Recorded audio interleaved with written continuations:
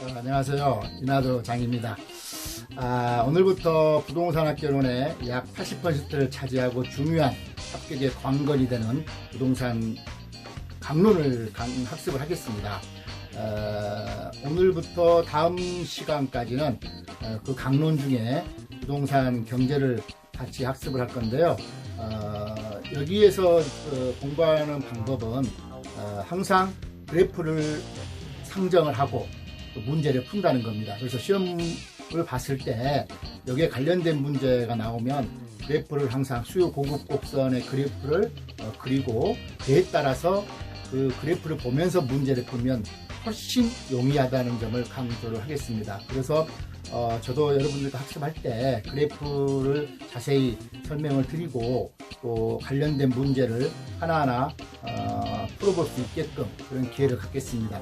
그래서 여기서부터는 한 강을 두 개의 파트로 분류해서 동영상을 올리도록 하겠습니다.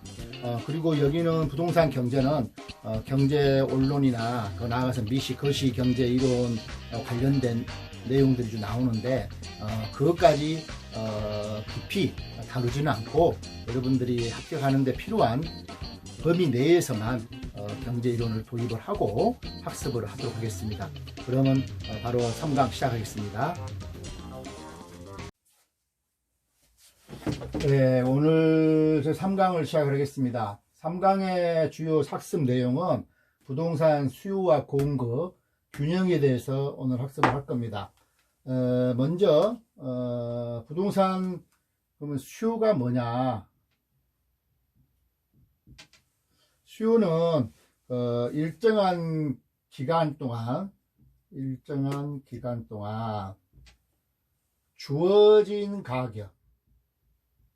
주어진 가격에 소비자나 수요자가 재화나 서비스를 구매하고자 하는 욕구, 이렇게 이해를 했으면 좋겠습니다. 이런 개념에서 이 수요의, 그러면 이러한 수요 개념을 알았으면 수요의 특성, 이거는 시험에 나올 수가 있습니다. 수요의 특성은 아까 말씀하신 일정한 기간 동안에 주어진 가격이라고 했기 때문에 일정한이라는 뜻이 뭐냐면 어느 시점을 말한 것이 아니고 뭐 1월부터 3월 뭐 1년 동안이 될 수도 있고 뭐 2년 동안 될 수도 있고 5개월 될 수 있고 일정한 어떤 기간을 말한 겁니다. 그 기간에서 주어진 가격의 욕구이기 때문에 이거는 경제학적으로 말하면 플로우 개념입니다. 플로우. 쉽게 말하면 한글로 말하면 유량의 개념이다. 이것을 첫 번째 아셔야 되고, 두 번째는 물론 부동산은 단기적으로 공급이 어렵고 이런 문제가 있기 때문에 다른 뭐 제야 시장보다는 어느 정도는 스탁 개념도 반영을 합니다. 이거는 그냥 저량 고정되어 있다. 어느 시점 뭐 1월 1일자 5일자 이렇게 말할 때는 스탁 개념입니다. 스탁 저량 개념, 스탁 개념. 이것도 조금은 뭐 사용을 한다는 건 아시지만 어쨌든 수요는 플로우 개념이다. 일정한 기간이란 뜻이다. 두 번째는 구매한 욕구라 그랬어요. 욕구란 뭐냐면 주어진 가격에서 수요자들이 실제 구입하였던 가격가 아니고 하고자 하는 의도된 양, 욕구. 그러니까 어떻게 보면 사후적 개념이 아니고 사전적 개념이다. 이 사전은 뭐 있지 않겠죠. 사전적 개념이다. 이 생각을 해야 돼요. 의도된 양이고 사전적 개념이다. 구매했다는 것이 아니고 구매하고자 하는 욕구를 말하는 겁니다. 세 번째 특성은 이 구매한 욕구가 얼토당토하게 구매할 수 있는 구매력이 없는 것까지 포함된 것이 아니고 실제로 구매할 수 있는 능력이 있는 욕구. 이거 말하면 구매력이 있는 욕구, 양입니다. 구매할 수 있는, 이걸 쉽게 말하면 무슨 경제학으로 말하면 유효 수요라고 합니다. 그러니까 뭐 이렇게 실제 어떤 뭐 자동차가 있다면, 소나타가 있다면 소나타를 어떤 일정한 기간 동안에 주어진 가격에 의해서 구매하거나 욕구라고 할 때 이 구매력이 있는 욕구로 말한 거지, 구매할 수 없는 사람들이 상상적으로 공상을 해서 아 나도 소나타 갖고 싶다 이런 그 꿈을 가진다는 것은 수요의 양에 포함되지 않는다, 이렇게 이해하시면 됩니다. 그래서 일정한 기간에 주어진 가격에 제한한 서비스를 구매하고자 하는 욕구인데, 이것은 첫 번째는 플로우 개념이다. 일정한 의도된 양이다. 사전에 욕구다. 그 다음에 이 욕구는 구매력이 있는 욕구다. 이거는 경제적으로 말하면 유효 수요다. 이렇게 이해를 하시면 되겠습니다.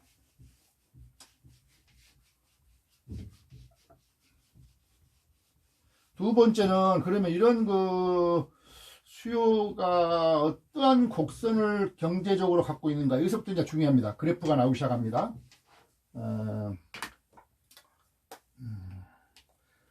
아까 유량, 저량 그거는 시험에 좀 나옵니다. 더 설명을 좀 하자면 일정 기간에 측정되는 것은 유량입니다. 그래서 뭐 소득이 어떻다, 수입이 어떻다, 생산량이 어떻다, 뭐 주택 거래량이 어떻다, 이런 걸 일정 기간에 우리가 그 측정을 하는 겁니다. 국민 총생산 GNP가 어떻다, GDP가 어떻다, 이런 거는 일정 기간을 전제한다는 것을 아시면 되고, 그러면 저량이 뭐냐, 저량 개념 변수는, 측정하는 변수는 뭐냐, 이건 정확히 외우셔야 됩니다.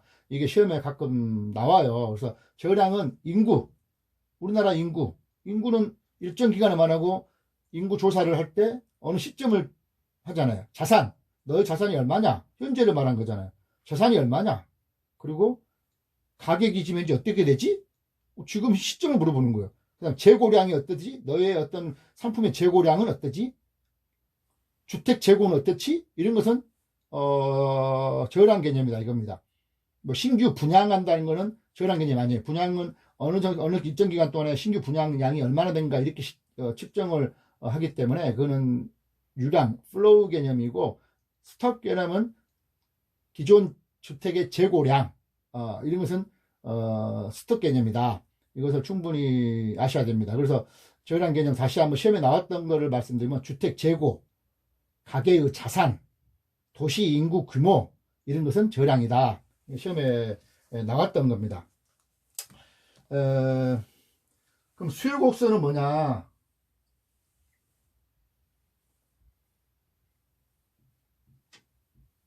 이게 수요 곡선입니다.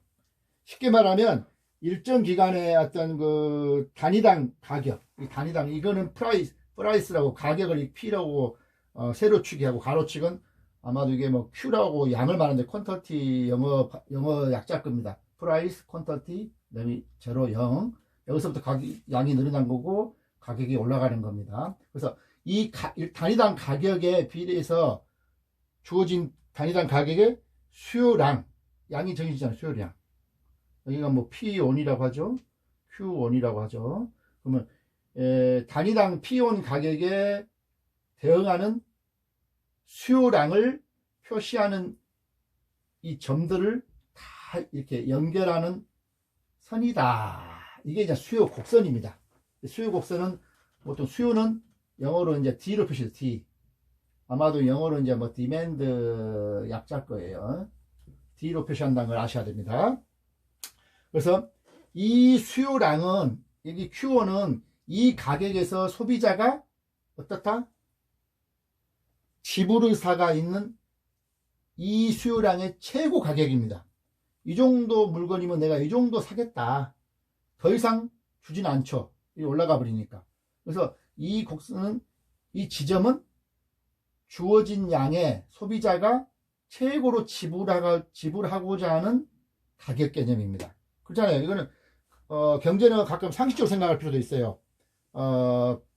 내가 어떤 물건이 주어졌을 때 저 물건을 얼마까지 사겠느냐. 소비자 입장에서는 가능하면 싸게 살려고 하니까 내가 줄 수 있는 최고 가격은 한계를 정해놓잖아요. 그래서 소비자가, 수요자 입장에서 볼 때 이 가격은 이 양에 대해서 내가 마지노선입니다. 마지노선. 최고로 지불할 수 있는 마지막 가격이에요. 그렇죠? 그렇게 생각하면 됩니다. 그래서 이 소비자가 지불하고자 있는 이 최고 가격이다. 이렇게 이해를 하시면 됩니다. 그 다음에 이제 수요 법칙이라는 게 있어요. 그럼 수요 법칙은 뭐냐? 간단해요. 수요 법칙. 법칙. 수요 법칙은 가격과 수요량 사이에는 반비례 관계다. 반비례 관계다. 그렇잖아요. 가격이 내리면 수요는 늘어나고, 가격이 내릴수록 수요는, 양은 늘어나잖아요. 우리가 상식적으로 생각해 보세요. 어떤 이 펜이 있다. 이 펜이 가격이 내리면 내가 수요자예요. 더 많이 사게 됐잖아요. 그래서 가격과 수요량은 반비례 관계다. 이게 수요 법칙입니다. 아시겠죠?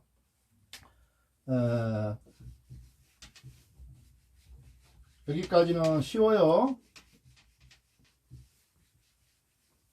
다음은 이제 무엇을 공부를 해야 되냐면, 그러면 아까 수요 곡선이 다시 봅니다. 여기는 Q, 여기는 퀀턴티 프라이스, 수요는 이렇게 떨어진다. 우하향입니다. 그럼 어떻게 수요 곡선이 우하향이 될까? 가격이 떨어지면 양이 늘어날까? 뭐 상식적으로 생각하면 맞는 말이죠. 우리가 가격이 떨어지면 수요가 늘어나잖아요. 근데 이걸 경제적으로 이제 세 가지 원리에 의해서 수요 곡선이, 이게 이제 수요 곡선입니다. 디맨드.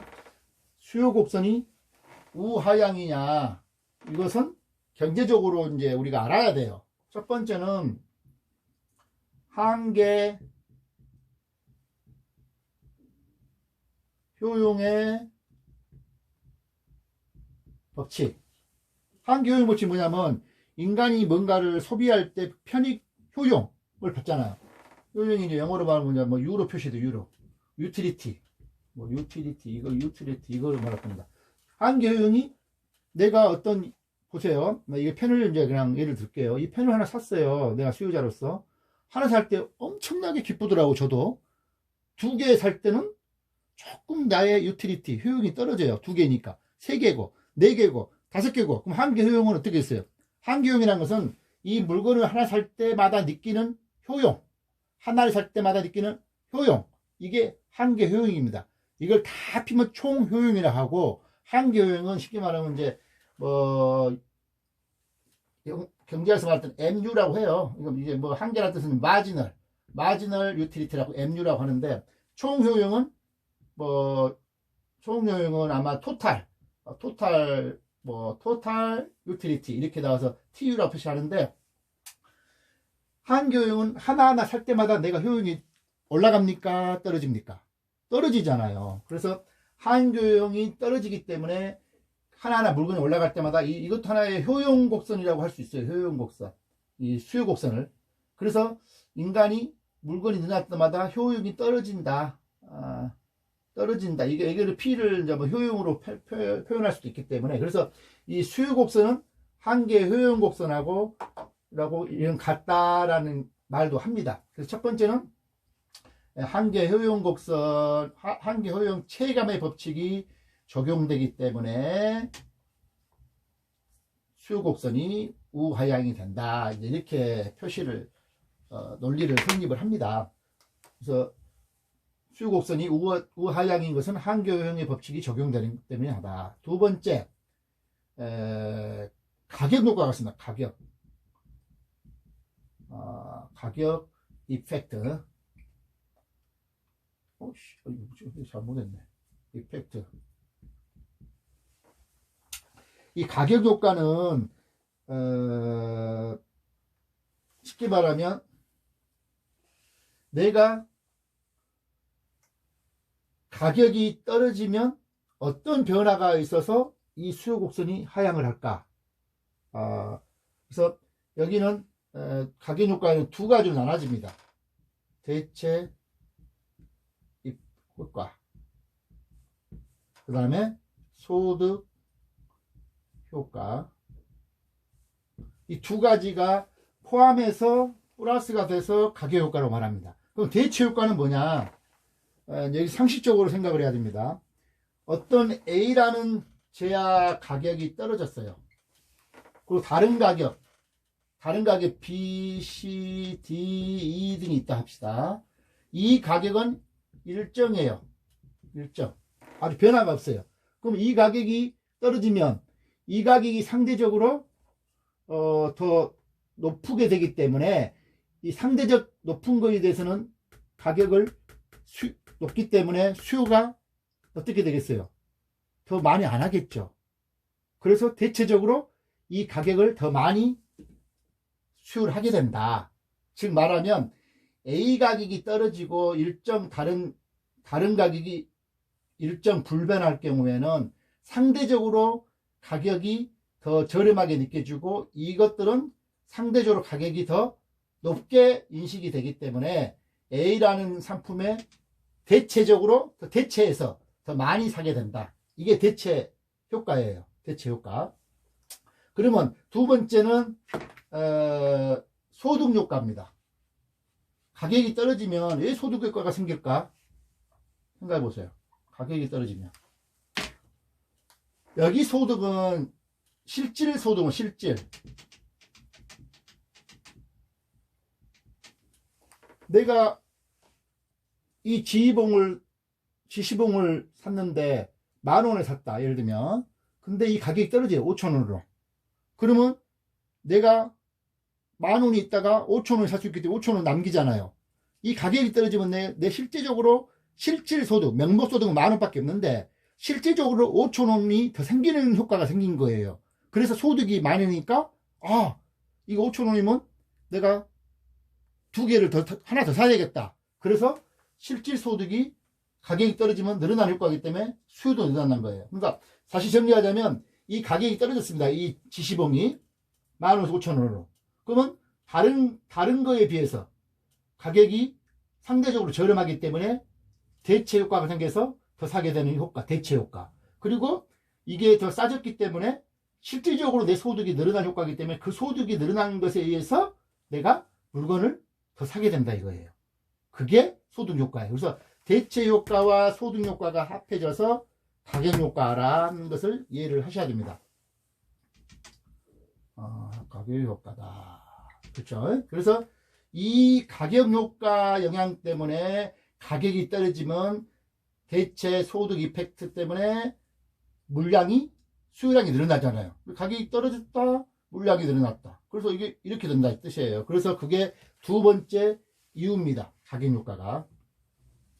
그 다음에 이제 세 번째 이유는 뭐 듣는 사람도 있는데 뭐 별 중요하진 않은데 세 번째 굳이 하자면 기회비용 논리를 따져요. 거의 다 비슷한 논리입니다. 기회비용은 뭐냐면 기회비용은 경제적으로 할 때는 내가 어떤 상품을 이거를 샀다. 이거를 매매를 했는데 매매에 따른 희생이잖아요. 이거를 내가 샀는데 삶에 따라서 다른 물건을 못 사게 되는 희생을 감수하고 이 물건을 사는 거거든요.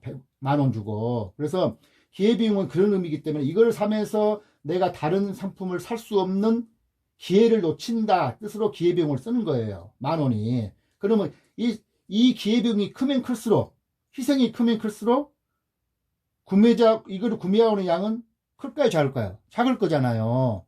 내가 이걸 10,000원인데 10,000원에 대한 기회비용이 생각이 나는 거예요. 10,000원이면 내가 다른 거 살 수 있는데 그 희생을 감수하더라도 이 10,000원을 사는 거예요. 근데 이게 20,000원이 돼버렸어요. 그러면 20,000원에 대한 기회비용은 이제 커지잖아요. 내가 20,000원이면 더 좋은 걸 다른 걸 사야 되는데 이렇게 희생이 양이 커지기 때문에 이 수요가 이제 작아지는 거예요. 기회비용이 작아지면 어떻게 됐어요? 이 수요가 늘어날 거 아니에요. 5,000원이면 5,000원에 대한 기회비용은 10,000원보다는 줄어들잖아요. 내 기회비용은 내 희생이다 생각하면 돼요. 그래서 기회비용이 늘어나면 희생이 늘어나면 수요는 감소하고 기회비용이 떨어지면 수요는 그만큼 희생이 적기 때문에 늘어난다. 그러면 가격이 떨어진다는 것은 기회비용이 떨어지는 거고 수요는 늘어난다. 그래서 이 수요 곡선은 우하향이다. 이렇게 논리한 것이 기회비용의 논리입니다. 조금 점점 어려워질 수 있어요. 그렇지만 반복해서 제가 강의한 것을 또 학습한 것을 여러분하고 한 것을 자주 또 듣고 또 들으면 쉬운 거 아니에요. 수요 법칙은 가격과 수요량의 반배 관계다. 수요 곡선은 그래서 우하향이다. 우하향의 근본 세 가지 이유는 뭐냐? 한계 효용의 체감의 법칙이 작용하기 때문이다. 또 하나는 가격 효과이기 때문이다. 가격 효과는 대체 효과와 소득 효과를 나눌 수 있다. 그 다음에 기회비용의 논리로 기회비용이 크다. 즉 희생이 크다 하면 떨어지고 희생이 작다. 희생이 작다는 것은 가격이 떨어진다는 뜻이에요. 그러면 수요가 는다는 거예요. 그래서 이 세 가지 논리 가지고 수요 곡선은 우하향이 된다라고 설명을 합니다. 뭐 이 정도 이해하시면 텐데 여기서 이제 시험에 가끔 나오기 때문에 일단은 개념을 아시고 다음에 공부할 때 이래서 이랬구나 하는 것을 다음에 설명을 할게요. 기펜제가 있어요. 기펜제. 그 다음에 베블렌 효과. 베블렌 이펙트. 됐어요. 이 기펜제는 뭐냐? 우리가 수요 법칙에 반대되는 상품이에요. 수요 법칙에 반대되는 상품. 가격이 떨어지면 수요는 늘어난다 했잖아요, 우리가. 기펜제는 가격이 떨어지면 수요가 줄어들어요. 기가 막힌 거예요. 수요 법칙의 반대, 이건 기펜제다. 이렇게 일단은 외우시면 돼요. 가격이 떨어졌는데 수요가 더 줄어드는 거. 쉽게 말하면 열등제 중에서 나올 수 있어요. 그러니까 내가 말하면 우리가 뭐 짜장면하고 뭐 라면을 좋아하긴 합니다만 짜장면하고 그 이하고 라면이 더 그 이하라 하죠. 그러면 가격이 라면이 너무 떨어져요. 너무 떨어져 가지고 별로 이렇게 수요가 되지 않는 열등제라고 하시죠. 그러면 나는 이제 떨어졌으니까 조금 더 비싼 거 사 먹어도 되겠다 해서 라면을 안 먹게 된다든지, 마가린을 먹고 있다가 마가린 가격이 많이 떨어져 버려요. 그러면 너무 떨어져서 이건 뭐 내 별로 좋아하지도 않은데 뭐 500원이었는데 500원대는 내가 할 수 없이 뭐 마가린이 2,000원이니까 버터가 2,000원이니까 못 사 먹겠다 했다가 마가린이 500원에서 한 100원 뭐 떨어져 버려요. 뭐 이제 100원 정도는 내가 안 써도 되겠다 해서 좀 모아서 버터를 사 먹는다든지. 그래서 마가린이나 어떤 열등제, 내가 더 소득이 늘어날 경우에는 좀 이렇게 하고자 하는 것이 열등제입니다. 소득이 늘어날수록 안 살려고 하는 거. 그 중에서 기핀제가 나올 수가 있어요. 근데 그 자세한 설명은 다음에 설명을 하고, 어쨌든 수요 법칙에 반대되는 것이 기펜제다. 이것을 좀 외우시면 좋고, 베블렌 효과. 베블렌 효과는 뭐냐면 쉽게 말하면 이제 과시성입니다.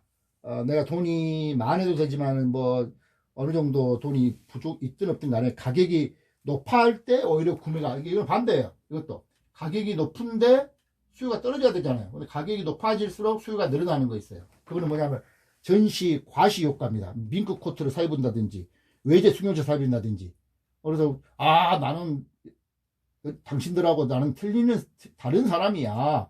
이렇게 좀 과시하고 으쓱하는 그런 의미로 가격이 오른데 수요가 오를 수 있는, 이거는 이제 베블렌 이펙트, 베블렌 효과라고 합니다. 이 두 가지는 좀 아시고 가시면 좋을 것 같아요. 그 다음에는 이제 개별 수요와 시장 수요라는 것이 있습니다.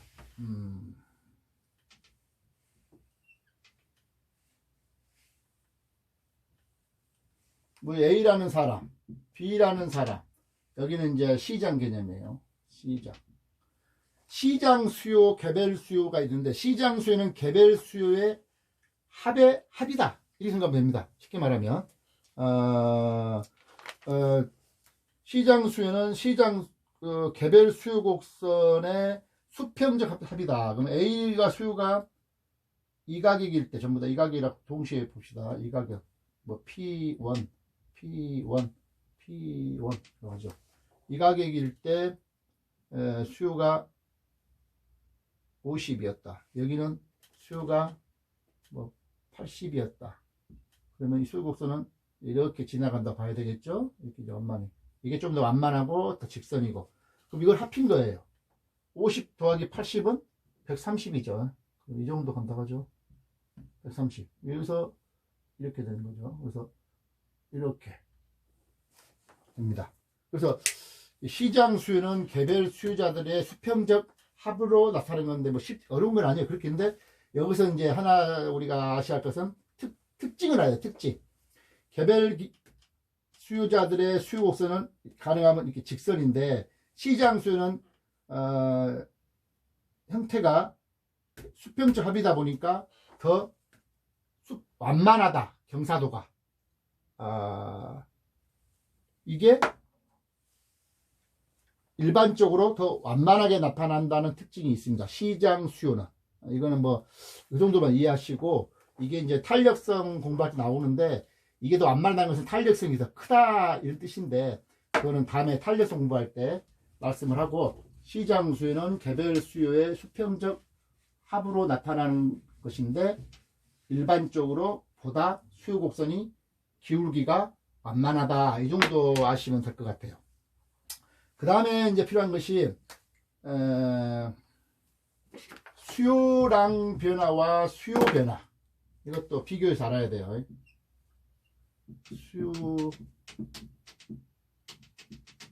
수요량 변화와 수요 변화. 이거 좀 틀린 겁니다.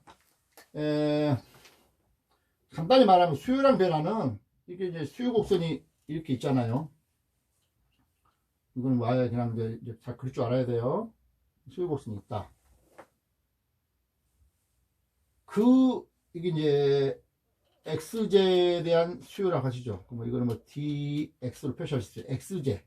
x라는 물건에 대한 수요 곡선인데, 이 x제 물건에 대한 가격이 떨어지면 어떤다 그랬어요. 여기서 보면 수요량이 늘어나죠. 여기서부터 1이 떨어진다. 늘어나죠. 떨어지면. 그래서 이 x제 당의 가격의 변동에 의해서 수요 곡선상의 이동, 가격이 또 올라가면 수요가 또 떨어지죠. 수요량은. 그래서 이리 갔다 이리 갔다. 수요 곡선상의 변화를 수요량의 변화라고 합니다. 아시겠습니까? 그러니까 당의 가격만 변동하고 나머지 외부 요인들은 일정 불변하다 전제를 까는 입장에서 경제학에서 말한 겁니다. 그게 수요량 변화는 이 뜻으로 살펴가면 됩니다. 그러면 수요 변화는 뭐냐? 수요 변화는 약간 틀려요.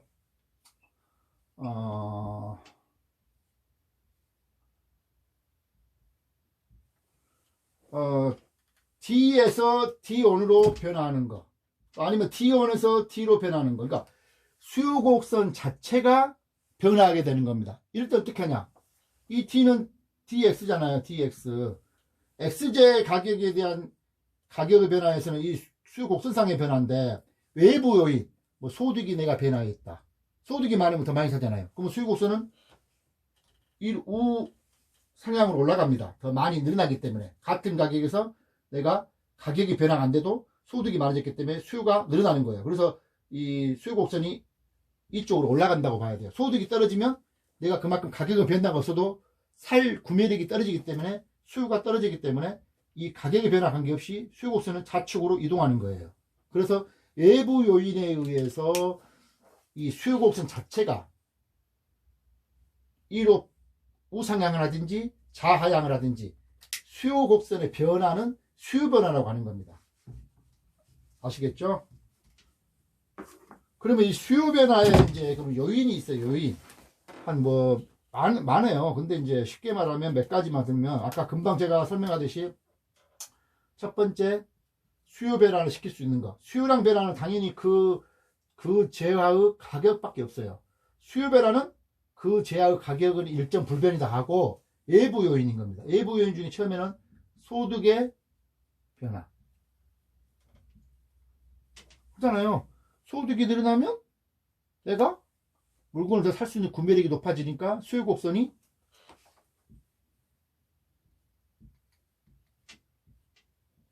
이리 옮긴다는 거예요. 옮겨간다는 거예요. 여기서 알아야 될 것이, 소득배에서 알아야 할 것이 정상제가 있고 열등제, 아까 제가 열등제 기편제 설명할 때 열등제 이야기했죠. 이게 나옵니다. 열등제, 그 다음에 뭐 중간제라고도 보통 해요. 중간제, 보통제 이러는데, 정상제는 뭐냐면 소득이 늘어남으로써 내가 구매가 많아지는 것, 정상적인 상품이잖아요. 그렇죠? 우상향으로 가는 겁니다. 열등제는 아까 말했던 것처럼 소득이 증가하는데, 소득이 증가하면 수요도 증가, 소득이 증가하면 수요가 감소되는 것. 아까 마가린 같은 거나 뭐 라면 같은 거, 이런 것은 열등제라고 형성을 했습니다. 중간제는 소득이 늘어나도 수요 변화가 없는 것. 이것들은 뭐가 되겠어요? 뭐 소금이나 뭐 간장, 이런 것은 필수품 같은 게 그러지 않겠습니까? 여러분들이 소득이 늘어나고 속을 막 많이 필요도 않는데 많이 사지도 않잖아요. 또 소득이 떨어진다 해서 그 가격대를 만드는데 어차피 필수품이니까 소금과 간장들은 또 사야 되잖아요. 그래서 중간재라고 할 수 있는 것이 필수품이 보통 중간재 개념이라 할 수 있습니다. 그래서 소득 변화가 수요 변화를 일으킬 수 있는 건데, 소득 변화에는 소득이 오를수록 수요도 올라가는 정상재가, 보통 정상재가 있고, 소득이 오를수록 열등, 열등아 내가 사기 싫어, 소득이 높아지면 높아질수록 이거 뭐 서로 이렇게 가소로워, 안 사는 거, 반대로 나가는 거. 중간재는 필수품이다 보니까 소득이 올라도 오르나 내리나 내가 사야 되는 거, 이렇게 이해하시면 됩니다. 그다음 두 번째는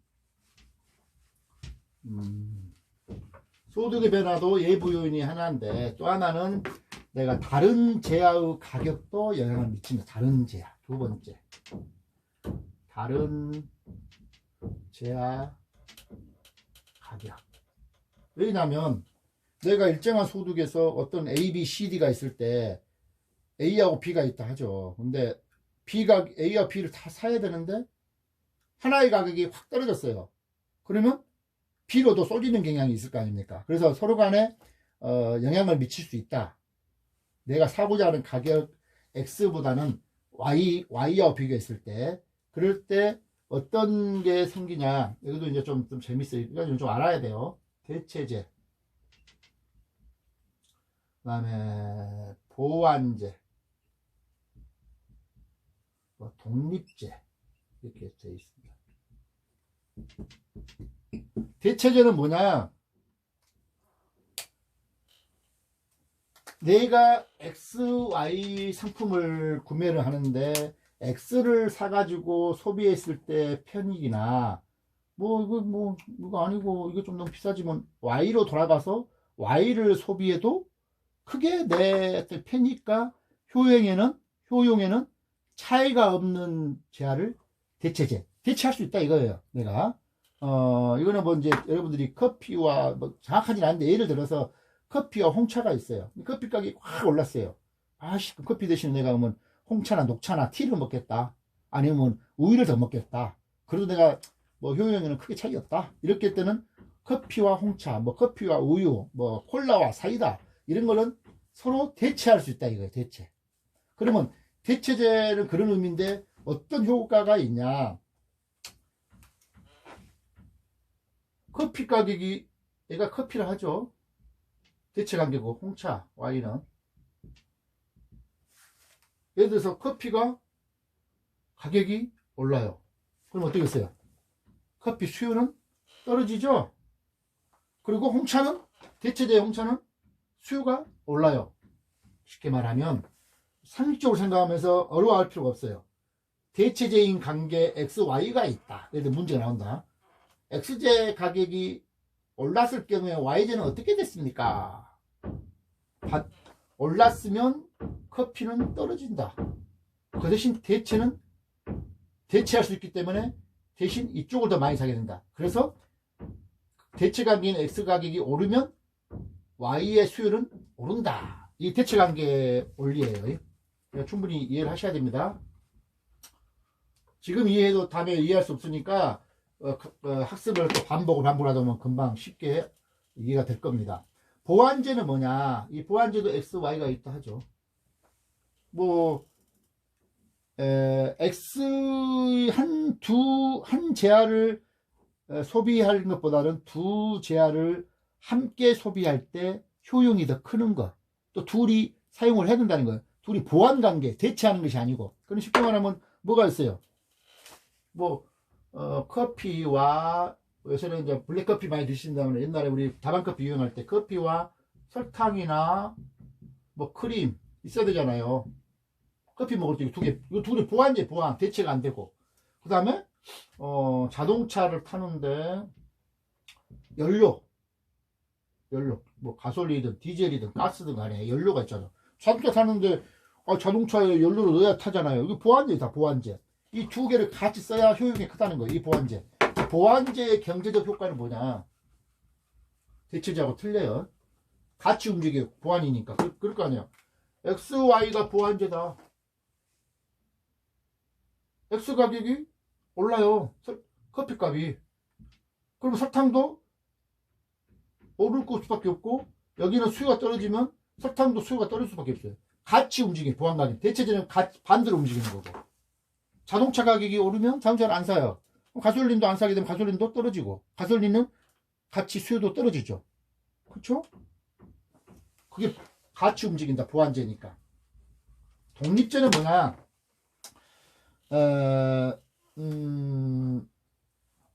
어떤 XY가 있을 때 X제가 수요가 가격이 오르든 내리든 Y제는 이거 아무 관계없는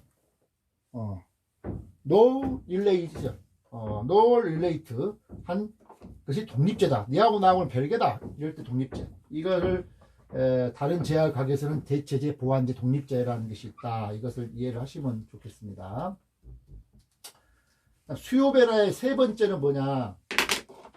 다른 제약 가격이 있고, 그 다음에 소비자가 가격을 예상하는 경우. 이게 무슨 말이냐면, 내가 이 물건이 앞으로, 그러니까 익스펙트를 하는 거예요. 이 물건이 100원인데 10,000원인데 12,000원이 될 것 같다. 수요가 많아서. 그래서 그러면 내가 더 살 거예요, 안 살 거예요? 많이 필요할 때 알거나 더 샀잖아요. 소비자 예상이 가격이 오를 거라고 생각한다면 수요는 올라요. 상식적으로 생각하세요. 가격이 떨어질 거라고 생각한다면 더 떨어질 때까지 기다릴 거잖아요. 이게 18,000원 된다고 하더라. 그럼 수요를 안 해요. 그러니까 이걸 약간 수요 원칙하고 좀 틀려요. 예상은 올라가니까 내가 더 사놔야 되겠다.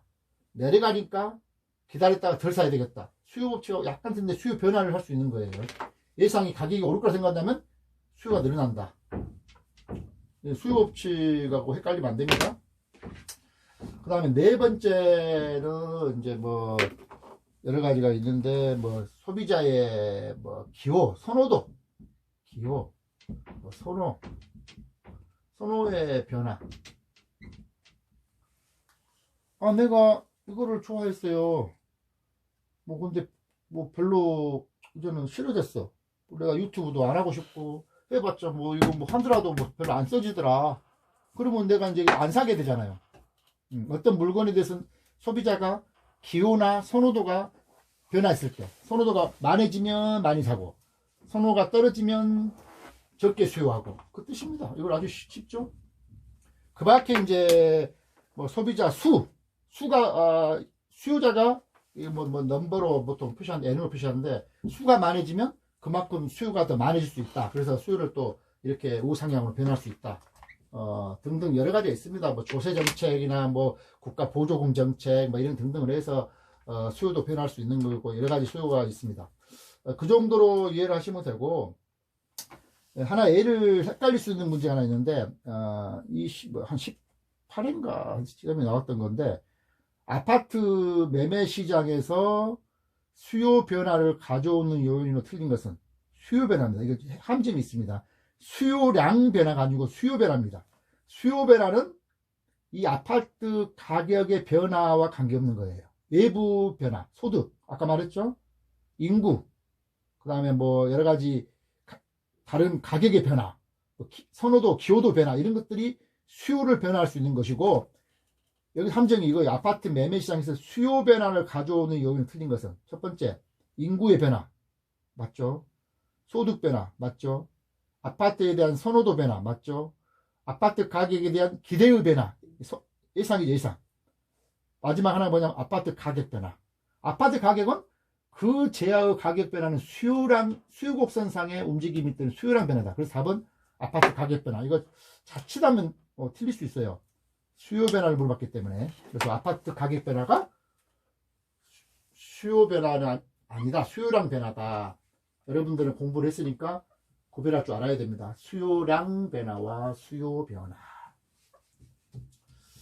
다음에는 이제 진정하게 수요 함수가 나옵니다. 수요 함수. 이제 지금까지 공부를 했으니까 이제 종합에서 결론적으로 나오는 도출된 함수. 함수는 뭐예요, 여러분? 하나의 값이 주어졌을 때 그에 대응해서 다른 하나의 값이 적해질 때의 하나의 관계. 그걸 보통 함수를 F로 표현해요. F. 수학에서 다 아죠? 이거 F가 뭔 약삭이냐면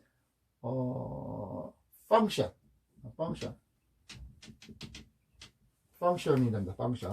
그래서 수요곡선은 아까 수요는 디맨드라 했고 D로 표시하죠. D. XJ 가격이라고 합시다. DX는 함수 표시하면 F 펑션 P 뭐예요? XJ 가격의 P price. 그 다음에 아까 소득 income 이거는 좀 이렇게 영어로 표시를 해요. 그렇게 아시면 돼요. 그 다음에 선호도 아까 선호도 있죠. 선호도 기호 변화. 이거는 T로 아마도 이거 테이스트 거예요. 테이스트. 그 다음에 이제 P 이렇게 그 다음에 P R도 써요. 이거는 relate 다른 연관 관계되는 제야의 가격. 아까 수요 변화잖아요. 이것만 수요량의 변화가 되겠죠. 그 다음에 넘버, 그 다음에 expect, 기대, 기호, 예상이죠, 예상. 이렇게 표시할 수 있어요. 그래서 이런 것 때문에 수요량도 변화하고 수요도 변한다. 그래서 수요 함수는 이렇게 표시됩니다. 이런 변수에서 수요량이 적어진다는 관계를 함수로 표시하는 거예요. 아시겠죠?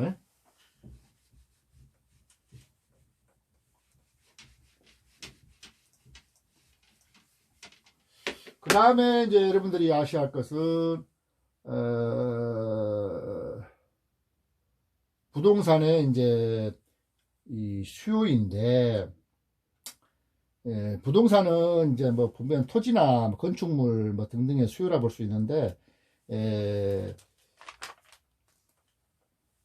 특징이 이제 여러 가지가 있는데 상식적으로 알면 되니까 큰 어려운 건 없습니다.